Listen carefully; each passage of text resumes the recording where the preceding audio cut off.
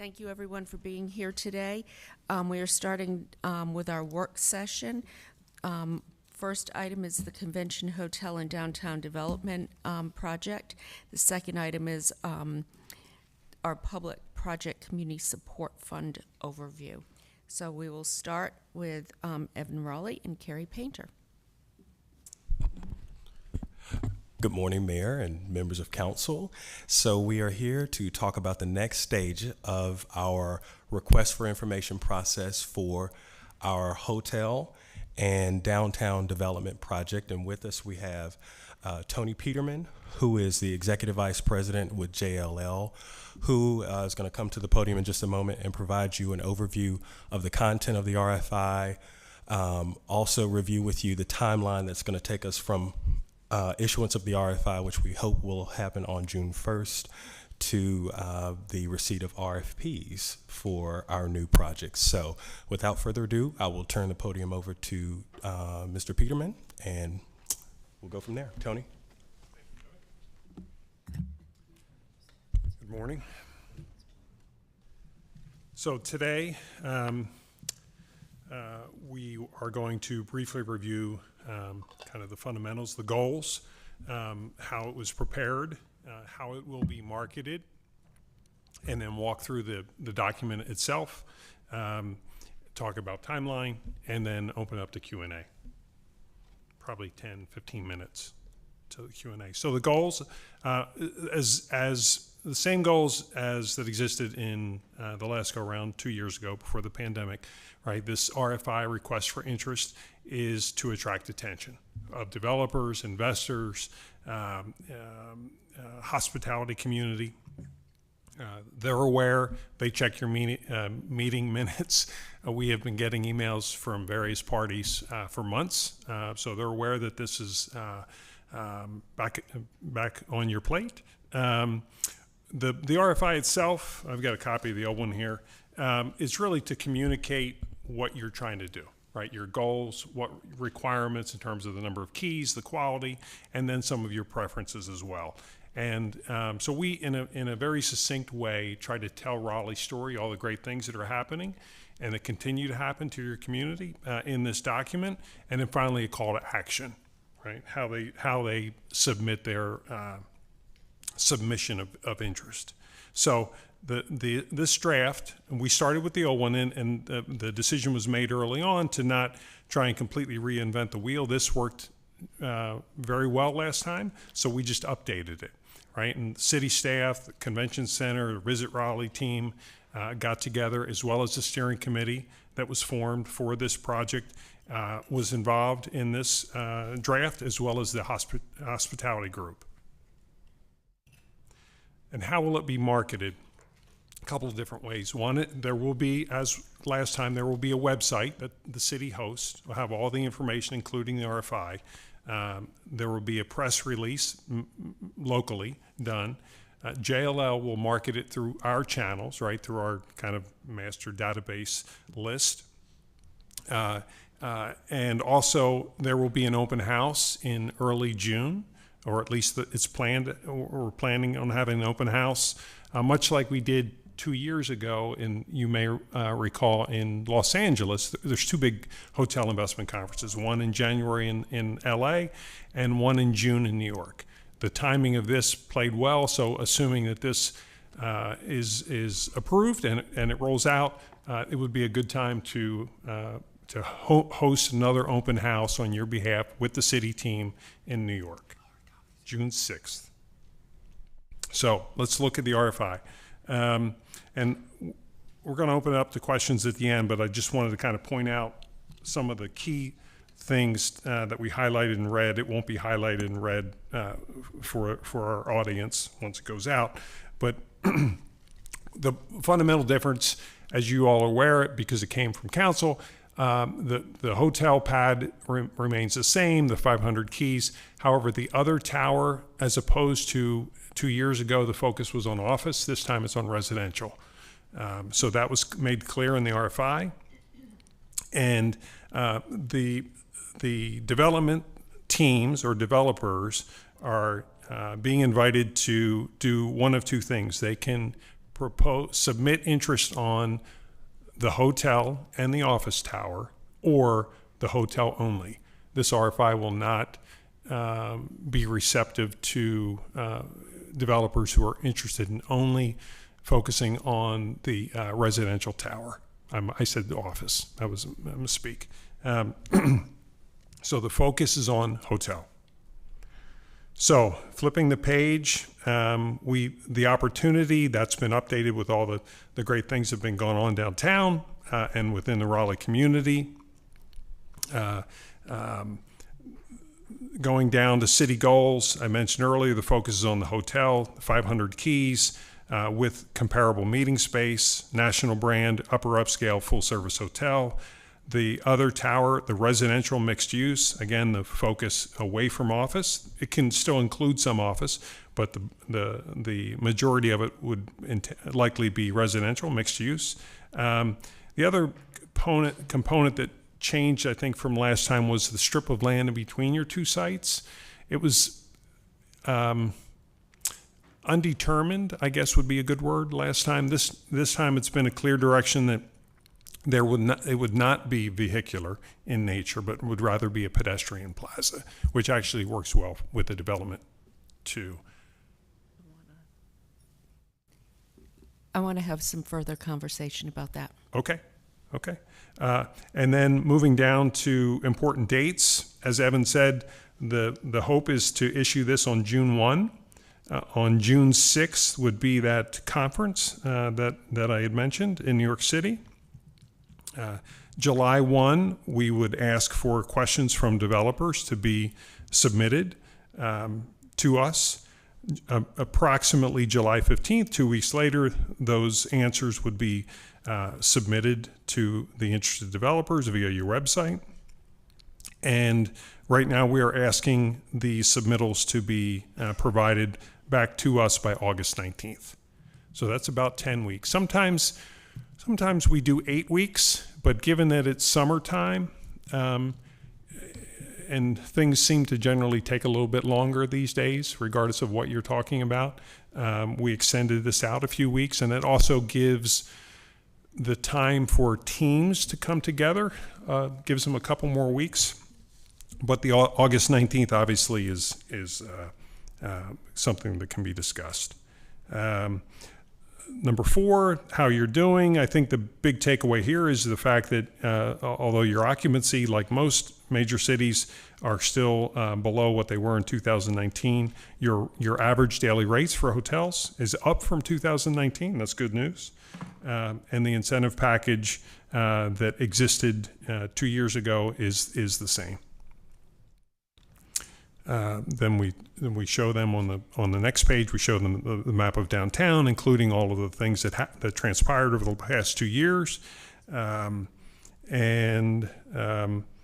we also updated the Raleigh accolades down on the bottom right, number 8. The one, I mean, they're all really good, but the one where Crowd Street felt that Raleigh was the number 2 place in the country for private equity real estate investment. We certainly thought that was worth including. So flipping the page one more time, we come to the submittal requirements.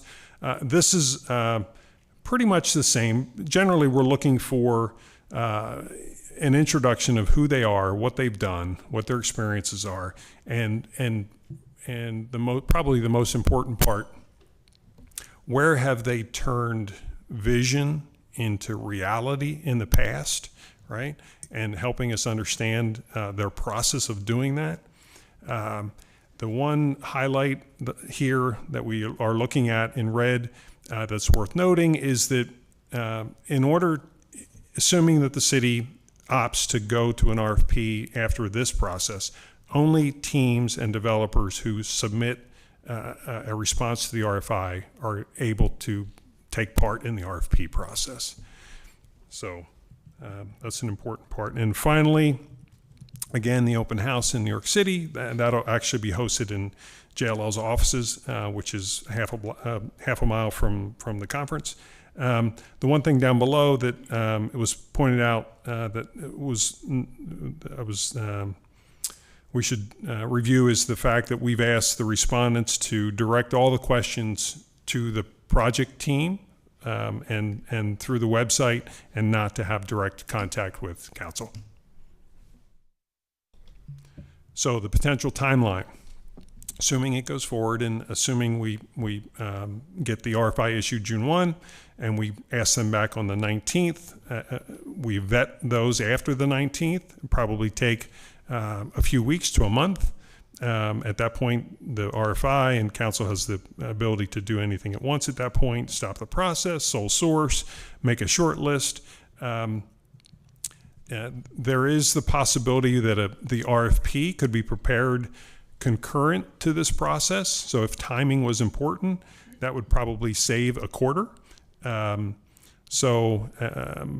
regardless, I think an RFP, again, there's other things that have to happen. RFP could be issued in Q3 or Q4 of this year, with the responses coming back early 2023. With that, that's about my 10 minutes. Open up to Q&A. I know. Okay, any questions? Okay, I have one question on the appraisal of the land. What is the land value? Because last time I had asked that appraisal be completed.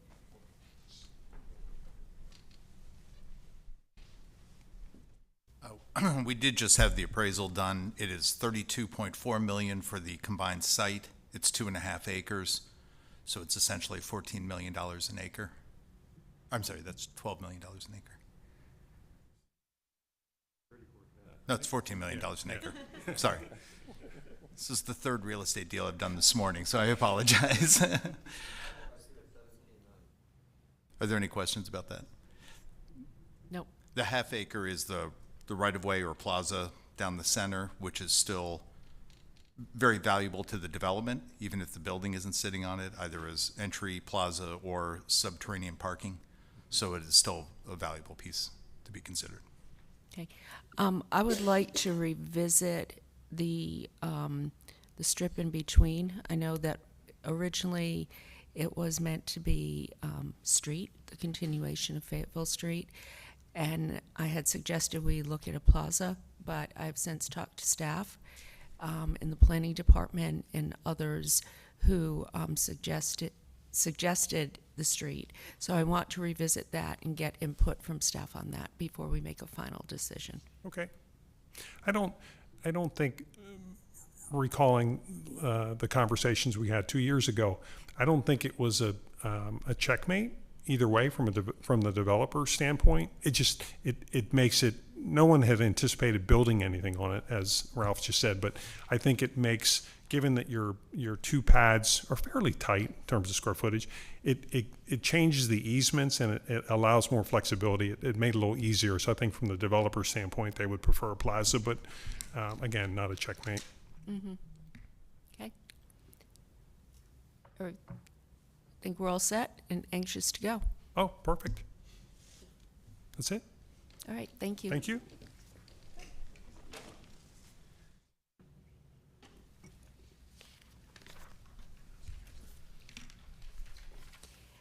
Our next item is the Public Project Community Support Fund overview. Tansy, thank you. Thank you, Mayor, members of the council. I'm Tansy Hayward, Deputy City Manager. I'm here representing a much broader group of people that are on our Transit-Oriented Development Affordable Housing Work Group and also our executive team, and there's been a lot of people that have worked collaboratively on this proposal. So I will ask people in the chambers just to raise their hand and to be recognized for their work. So today I'm going to go through some brief background. I'm going to walk you through at a fairly high level our proposal for the fund, including the purposes and some guidelines. We do have some specific funding recommendations for your upcoming fiscal year, and then we'll foreshadow some next steps and governance that we'd recommend for the future.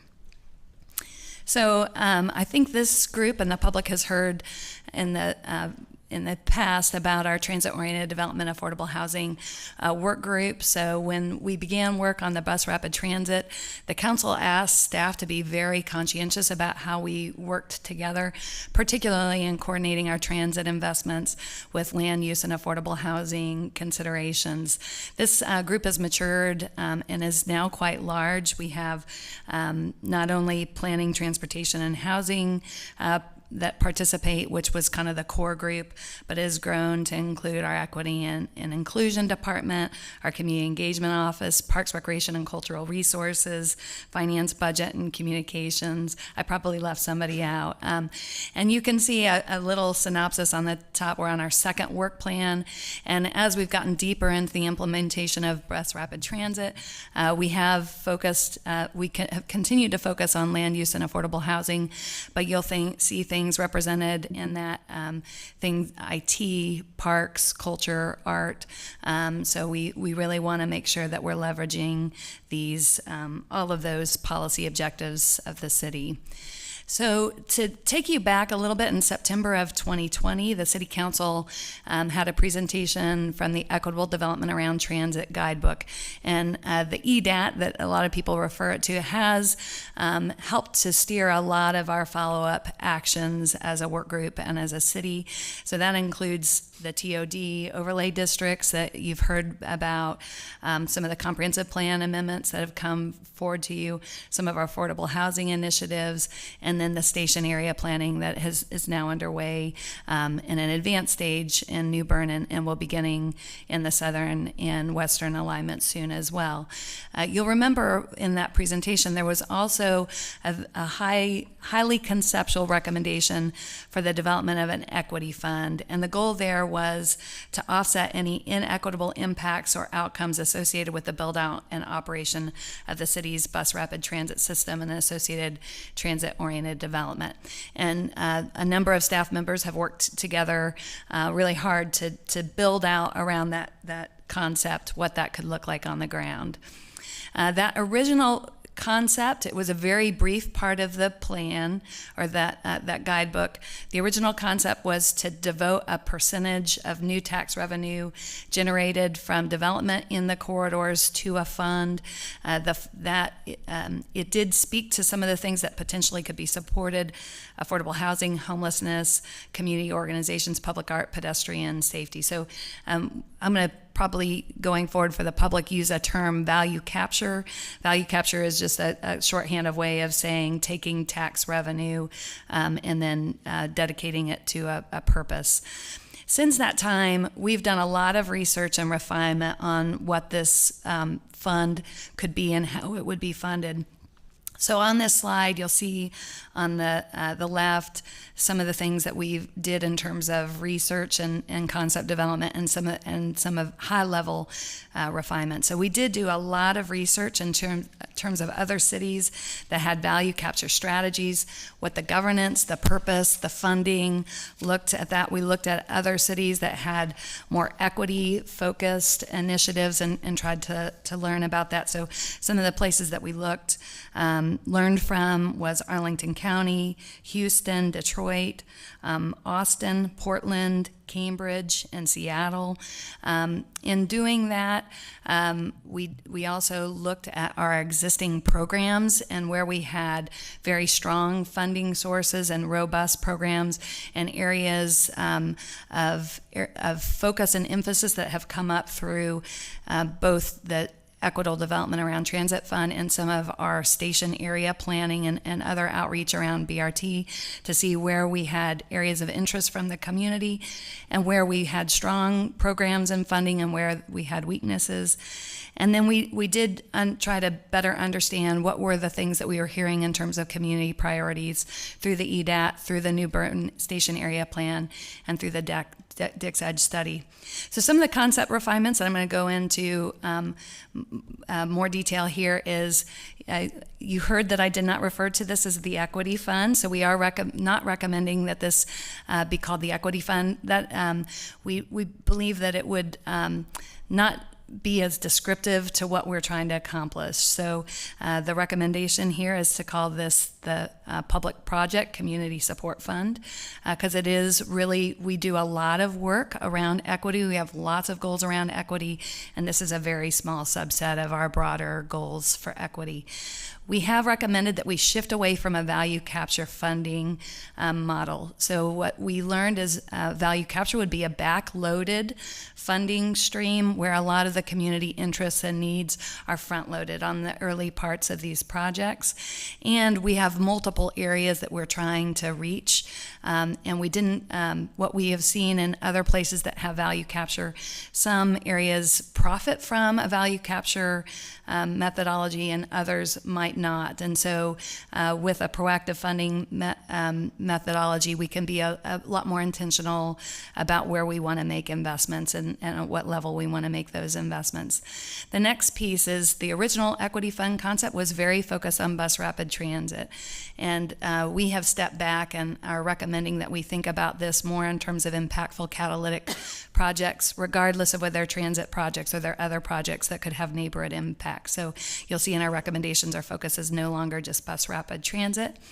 And originally, I think the idea was that a lot of these would be capital kinds of investments. You're going to see both in our purposes and in some of our investments that we do still have some recommendations and some purpose statements related to capital, but we also want to invest in people and in our communities. And that was a real lesson learned from a lot of our outreach.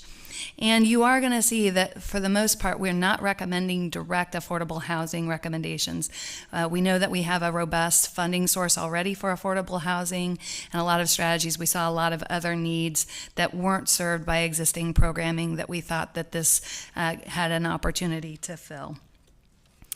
So here are the 4 fund purposes that we're recommending. The first is that we know over time we're going to need to continue to support planning and prioritization to facilitate communities being able to identify and articulate to the city their priorities. So that's the first thing, is continuing to support planning work.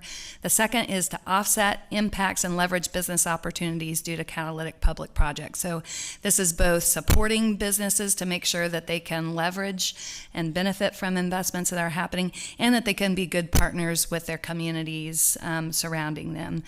The third is to focus on adjacent communities to make sure that those communities are seeing the benefits of these investments. So this could be things like capital investments in terms of missing link sidewalk or small pocket parks. It could also be capacity building and outreach to make sure that communities feel supported and are benefiting from these investments. And that's that 4th bullet there, to make sure that we're providing those kind of capacity building services. In terms of where we would suggest the fund, we really want to make sure that given limited funding here, that this becomes a very targeted funding effort. And so when we talked about catalytic public projects, we are recommending that we define that as a public investment with a cumulative value of greater than $50 million. And so those would be those projects that are large in nature. We would exclude maintenance or rehabilitation kinds of projects. So this is really focused on new projects that create a new amenity, create new desirability, or new development capacity. And so when we say catalytic, that's how we define that. We would start to make investments in surrounding neighborhoods at the point that those projects reach 65% design. So that make sure that we know enough about the project and its impacts, that it's a pretty well-defined project at that point, but does allow us to start engaging with communities before a project is completed. The second piece is looking at neighborhoods that are more likely to have negative impacts or have some kind of development or displacement pressure as a result of that. So we would focus on areas that meet 4 of these 6 criteria. So they would have a higher poverty rate than the citywide rate. They would have a higher proportion of rental rates. People of color would be more represented in these neighborhoods than the average population. High school diploma attainment would be lower than the citywide average, and English proficiency would be lower. So again, if 4 of 6 of these criteria were met, then that neighborhood adjacent to these catalytic projects would become eligible for investments from the fund. So in terms of funding recommendations, we are recommending that FY23 and FY24 be considered pilot periods, that we can learn more about our governance and needs and the appropriate level of funding. And we're recommending that in FY23 and FY24, in those pilot periods, we use one-time funds that are available. In FY25, that's when the city will go through a reevaluation and reset its rates. And we think that's a good opportunity to learn from those 2 pilot periods and to determine long-term what the appropriate rate of funding for the fund is, and to identify a sustainable source. Your FY23 budget recommendation that you're going to hear about later today does include $1.5 million recommended for the FY23 period to start the pilot. And I am going to go through with you a number of pilot projects that were identified through a cross-departmental team looking at the EDAT, the New Bern Station Area Plan, and the Dix Edge study. So here is our pilot funding recommendations for FY23. I'm going to go through these really quickly. The first is an exciting project, and we think will help us learn for future iterations. We would like to, on the New Bern BRT project, include conduit that could be used in a future partnership with a broadband provider to address some of our digital divide needs in the New Bern corridor. This will be a good learning opportunity for us to figure out what a partnership would look like, that not only in this corridor but potentially in our other BRT and maybe even other roadway design issues. The second is in the Dix Edge study, pedestrian and bicycle improvements were a high priority coming out of the Dix Edge study. This would allow us to do some small improvements in that corridor. The third is a broad item to work with community organizations and some of our staff resources to do more community outreach to promote and enhance understanding and access to neighborhood stabilization assistance. So whether that is eviction assistance or predatory acquisition or other kinds of outreach, this would help to get resources to community organizations to raise awareness and connections to those kind of programs. The next is to really focus on connecting St. Augustine to the bus rapid transit improvements on New Bern. So that would be pedestrian, bicycle, and other kind of signage, and to make that a strong gateway from the New Bern corridor into St. Augustine. The next is targeted or enhancing our neighborhood enrichment program. So some of you may know that Housing in Neighborhoods has a competitive process where neighborhoods can propose small community projects. This would both eliminate some matching elements that exist in the program and increase the allocation so that neighborhoods that are in these areas could do pocket parks or community events or other kinds of things, and Housing in Neighborhoods would administer that program. Next is working in the New Bern business corridor to work on some collective and individual marketing to make sure that the community continues to support our businesses in the New Bern corridor, both during and after construction of the New Bern BRT project. Similarly, the next item would work with a partner to do outreach and offer financial and business planning assistance to businesses to, again, ensure that businesses know about the resources and programs that are available to them and are in a position to leverage the investments that are being made in the New Bern corridor. I'm almost to the end of the list. The next is New Bern construction mitigation activities. So the best example here is we sometimes hear about parking constraints, and there will be some on-street parking impacts.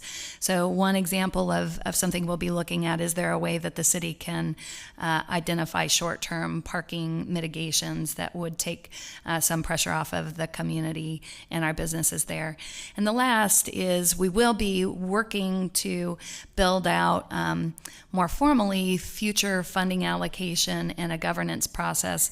Our Office of Community Engagement has volunteered to take the lead on that, and so we've got some resources to assist them as we continue to build on the concept that's in front of you today.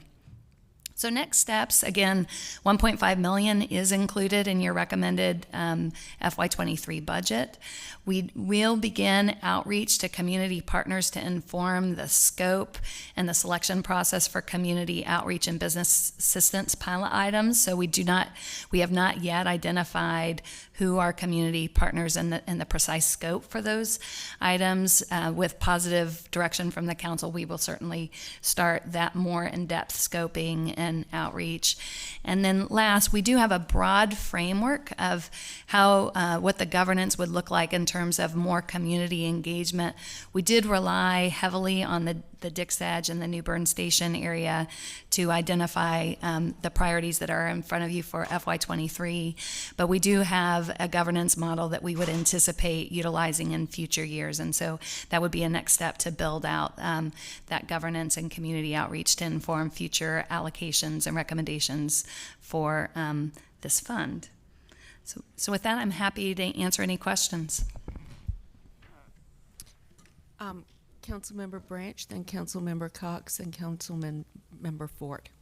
All right, thank you definitely for the presentation. My first question goes around really the community engagement piece. I see in your next steps you mention it, but if a business or a community group, like how is that criteria going to be set up, and at what point will, I guess, if this is approved within the budget, at what point in the next year will groups be able to engage? You mean somebody that's interested in being an official partner in Correct. terms of implementing one of the pilots? Yeah, we will come back to you with a more precise. We have had some, Mark Weldon within our economic development function within housing and neighborhoods will take the lead there. I think he has begun some very soft outreach. Certainly anybody that is watching this presentation and is interested in learning could certainly reach out to Mark. We have talked at length as a staff that we really want to ensure that we move aggressively to get scopes and contracts in place. So I think immediately following this presentation, assuming that we get positive feedback, we would begin more of those community conversations more actively. We didn't want to get out in front of these conversations with the council. And will there be caps or limits on how much funding a project can receive? So in terms of the marketing assistance and the there's two pieces of business assistance. There's marketing that would be a collective marketing effort for the entire New Bern corridor, and then also for individuals. I think those would we anticipate that would be a partner that would be working on behalf. It wouldn't be an allocation of funding directly to businesses. They'd be working to receive service through an identified partner.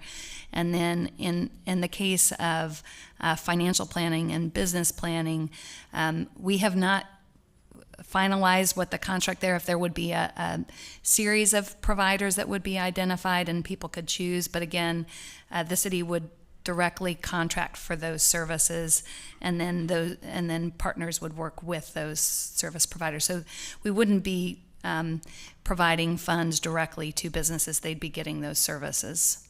Okay. Councilmember Cox.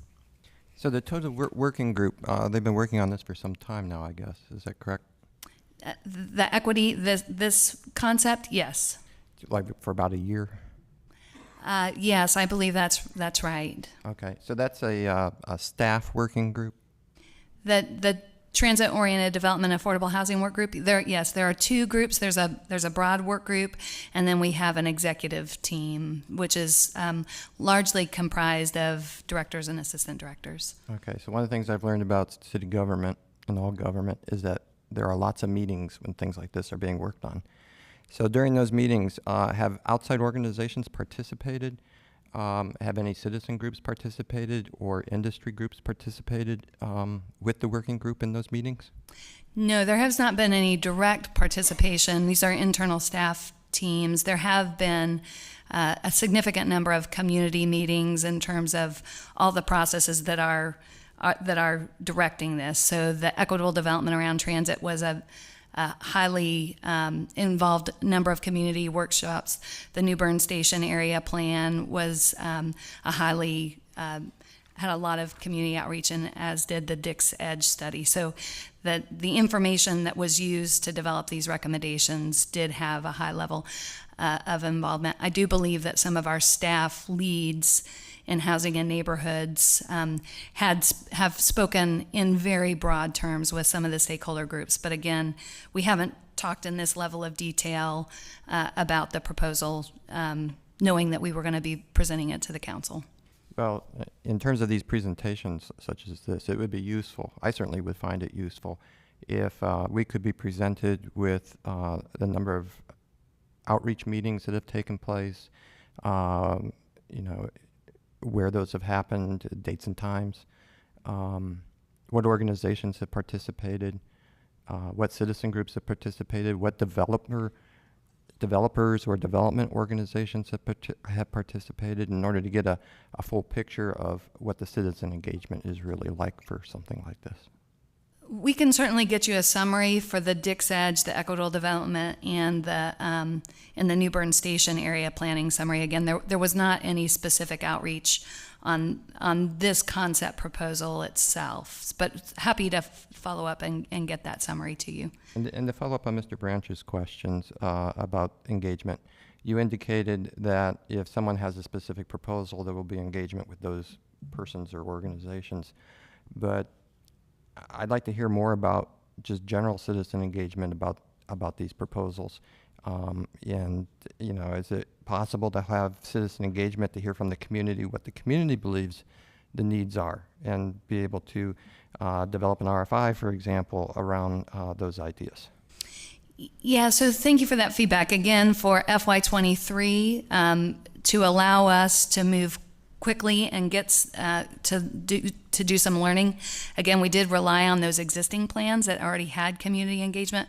For FY24, we would expect there to be a full governance process that would be built out to inform both the allocation across those funding proposals and to create the criteria. So yeah, those recommendations for FY23 were intended to allow us to start making some investments and start learning.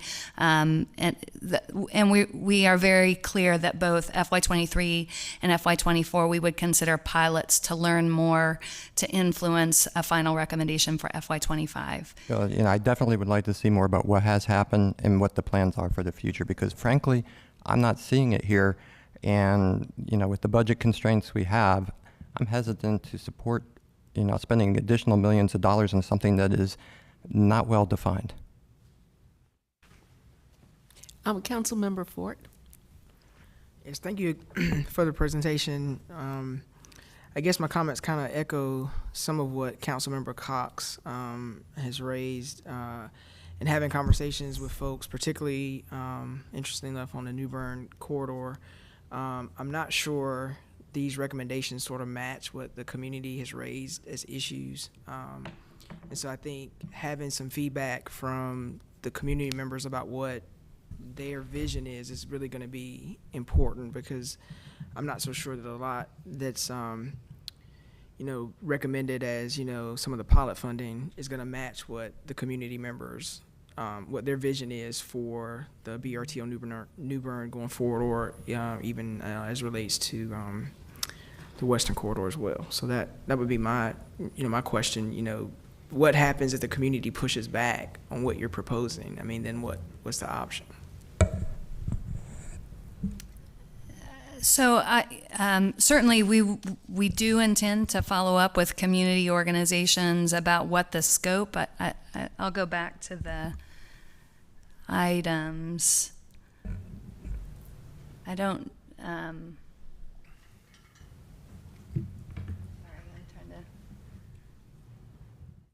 So I think you're speaking specifically to the community outreach, the scopes for neighborhood stabilization, marketing, and financial and business planning assistance. We can certainly follow back up with the council once we've had a chance to engage with the partners in those areas and share any feedback that we receive. I don't know if you're speaking to some of the capital improvements that we're recommending. Could you respond to that, Councilmember Fort? I'm sorry. Councilmember Stewart was talking. I was talking about I'll repeat my question. So we could certainly, I don't, I'm not certain what if your feedback is focused. There are a few things here that we've committed to doing some additional scoping on. That's the outreach related to neighborhood stabilization, marketing assistance to businesses, and financial and business planning assistance. We can certainly check back in with the council once we've done outreach to those community organizations. I don't know if that's the nature of the concern or if the concern is some of the capital recommendations that are included here. And I think, some of the challenges that the community's raised has been like, the proposals related to land banking and a lot of those things. I think a lot of the information, the city may be doing some of this work, but it's not really getting disseminated to the community. So that's, one of the challenges. Folks are not necessarily aware, but that's the issue that kind of comes up pretty frequently when you talk about the New Bern Avenue corridor. You've got a number of historic, African-American businesses that are going to be impacted, and folks just don't really seem to have a good sense of what's coming through the corridor. So I think that's some of the pushback that you'll end up hearing. Yeah, thank you for that feedback. We can certainly, as we start to work with community partners, be really clear about the complementary efforts that we're doing in the way of affordable housing, investments, and other community support. Again, the goal here was not to replicate those programs that already existed, but again, to wrap around complementary services, particularly knowing how much more limited this funding stream was compared to some of our existing funding sources for affordable housing. But we will certainly be very aggressive as we put this together to make sure that it's the context of these efforts are understood in the context of a broader set of city efforts and investments. Councilmember Knight and then Melton. Thank you, Madam Mayor. More questions around public engagement. I think I'd like to focus on, it looks like you gleaned these priorities from these three different processes, which is understandable, I guess, given the time. I do think there's actually still time in this budget year to go out to the general public and hear from them at a high level. I think that there is still time to do that, or if there's not, I would be fine with putting this off a year. I think it is a much needed source of prioritization. But then how did you come up with the actual independent or individual amounts for each category? Is that just a sort of a generic estimated cost of such a project? Yeah, some of these, we do have actual costs available for the New Bern conduit installation. So that's the most precise number on here because we're under design on that project, and we did have the opportunity to work with a cost estimator on that. So that, that is a real number. The rest of these, we knew within competing budget priorities that we were going to have $1.5 million available for this pilot group of projects. So frankly, we were just trying to advance as many priorities as we could. And some of the goal with trying to identify projects that were known and identified in those plans that had already been identified is recognizing that New Bern would break ground late this summer, fall, as would the Dick's Play Plaza.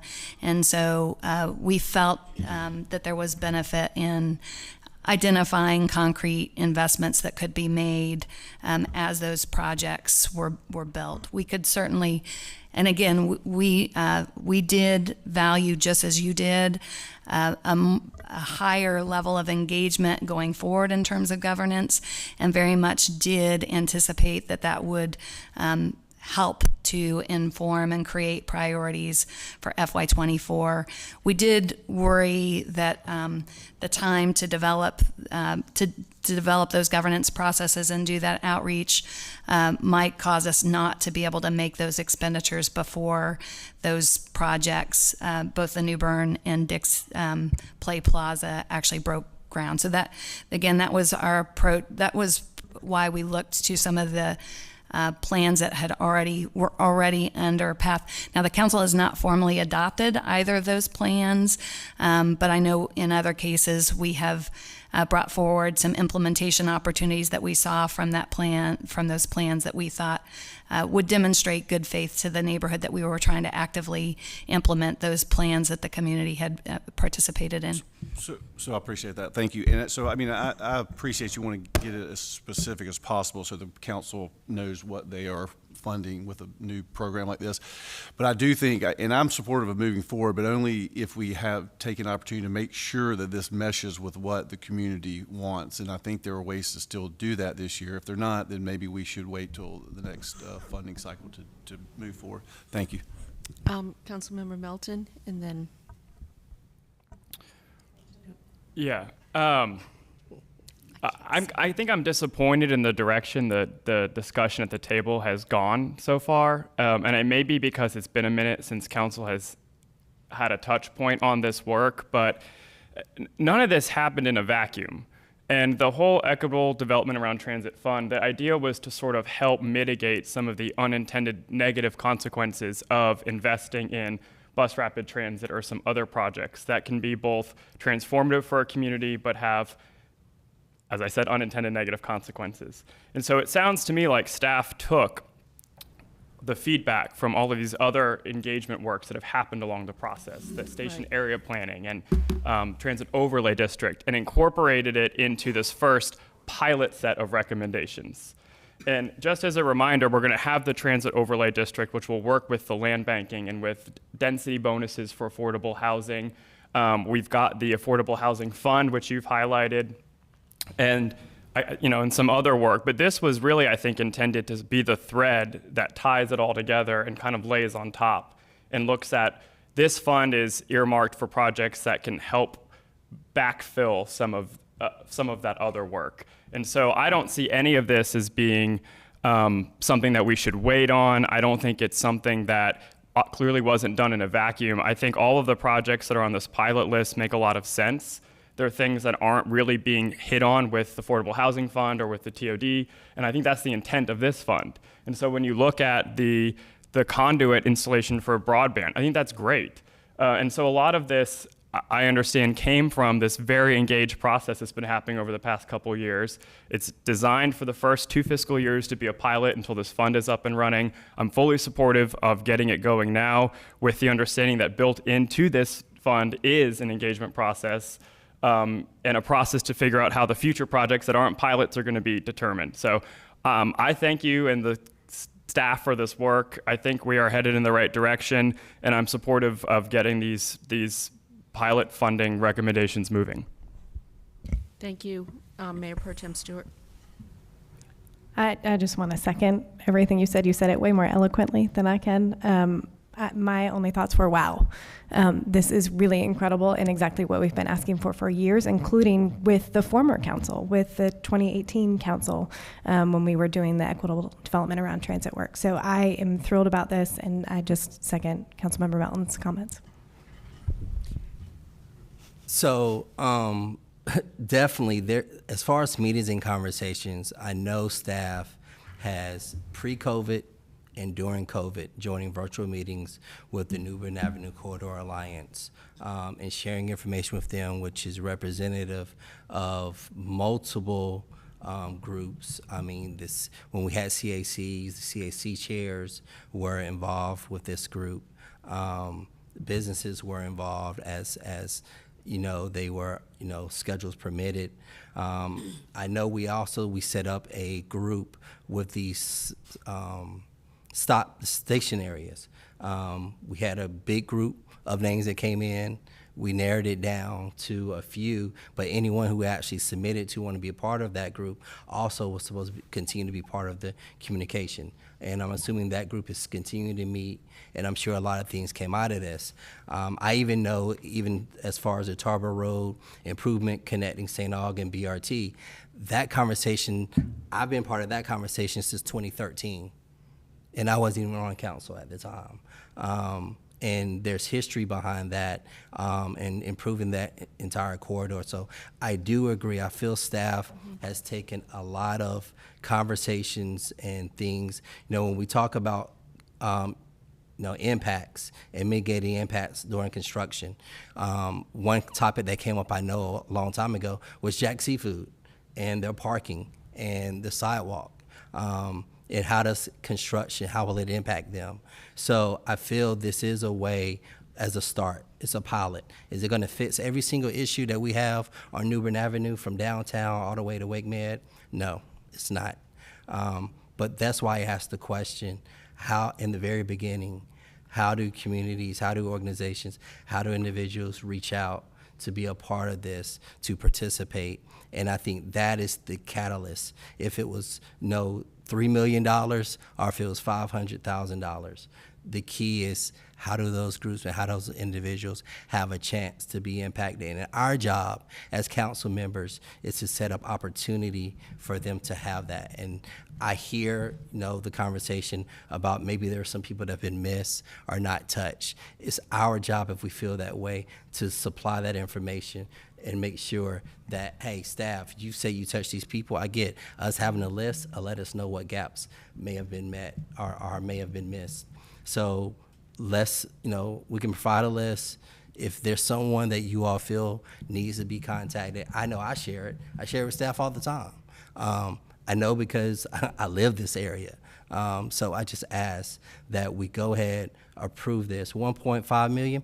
Yeah, it's a lot of money, but trust me, it's a rock in the pond compared to the investments we've made in other areas. And so if I might add, Mayor, if you don't mind, just a compromise to this conversation, a lot of good conversation and dialogue around this whole topic. So let me just offer that, obviously, this is a proposal that's part of the proposed budget that you're going to see later this afternoon. The action on that budget will not happen until next month, and it won't actually take effect until July 1. And you all know the wheels of government turn very slow.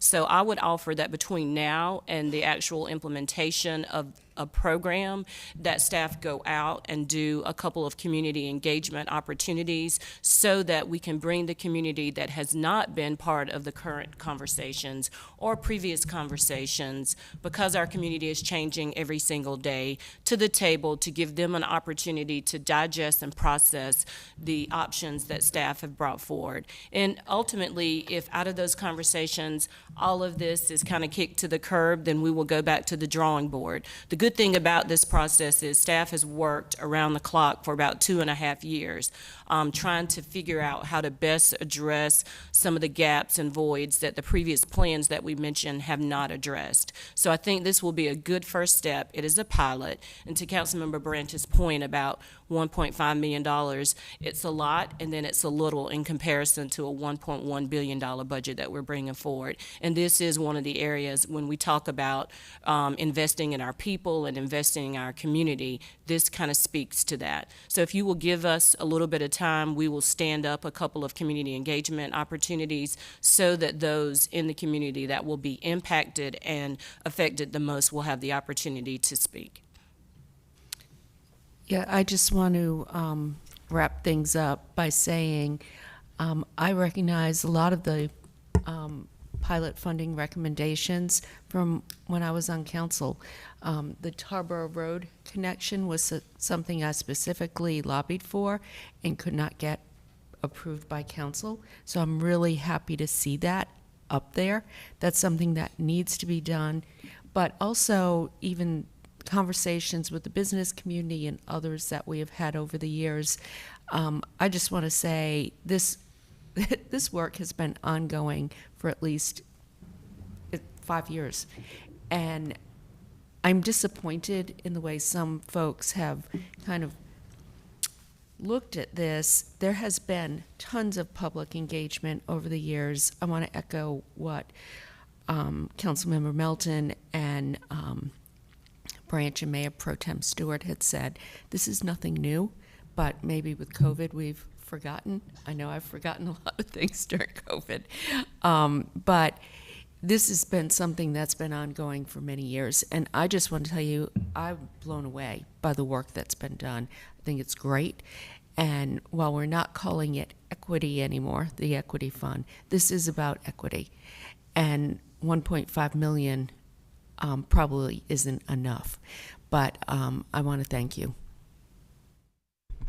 Thank you, and we, now that we've had this conversation, we will certainly follow up with some community partners and share that feedback back with the council. So thank you for your time. Thank you. Okay. We'll adjourn until our council meeting at 1 o'clock. Thank you.